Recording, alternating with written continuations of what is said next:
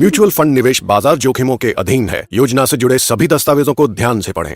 नमस्कार दोस्तों, एक सवाल है कि फाइनेंशियल प्लानिंग क्यों करें। सामान्यतः ये देखा गया है कि लोग इन्वेस्टमेंट करते समय रैंडम अप्रोच अपनाते हैं और अपनी सुविधा के हिसाब से प्रोडक्ट बेस्ड प्रोसेस अपनाते हैं, जिसमें जनरली क्या होता है कि कोई सेल्समैन का एफर्ट होता है, उससे वह कभी फिक्स डिपॉजिट खरीद लेते हैं, कभी लाइफ इंश्योरेंस खरीद लेते हैं, कभी म्यूचुअल फंड खरीद लिया, कभी मन किया तो एनपीएफ में इन्वेस्ट कर लिया, पीपीएफ में इन्वेस्ट कर लिया। ये एक रैंडम तरीका होता है। दूसरा तरीका है दोस्तों फाइनेंशियल प्लानिंग करके इन्वेस्टमेंट करने का। तो पहला तरीका जो ट्रेडिशनल तरीका है, उसमें क्या होता है कि आप प्रोडक्ट खरीद रहे होते हैं, चाहे म्यूचुअल फंड खरीदें, चाहे पीपीएफ खरीदें, चाहे इंश्योरेंस की पॉलिसी खरीदें।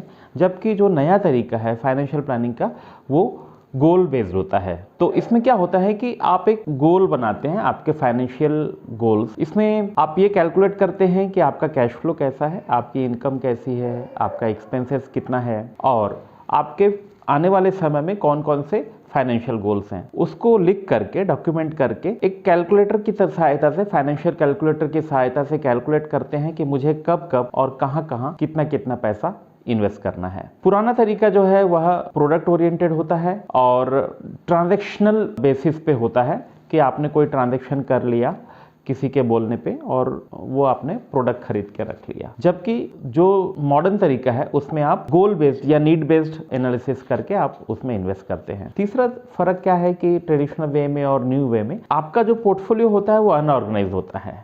जनरली मैंने देखा है कि लोगों के पास एक फोल्डर होता है जिसमें उनके पास कुछ इंश्योरेंस की पॉलिसीज़ हैं, कुछ फिक्स डिपॉजिट्स के सर्टिफिकेट्स हैं, कुछ उन्होंने इधर उधर इन्वेस्ट करके रखा है और कई बार उनको भी पता नहीं होता है कि ये मैंने क्यों लिया, कब लिया। और जबकि जो गोल बेस्ड या नीड बेस्ड फाइनेंशियल प्लानिंग होती है, उसमें हर इन्वेस्टमेंट किसी गोल से जुड़ा हुआ होता है। तो अगर आप भी चाहते हैं कि आपका जो इन्वेस्टमेंट है वो रैंडम ना हो, सिस्टमेटिक हो और आपका पोर्टफोलियो ऑर्गेनाइज हो, तो फाइनेंशियल प्लानिंग करके ही इन्वेस्ट करें। Thank you.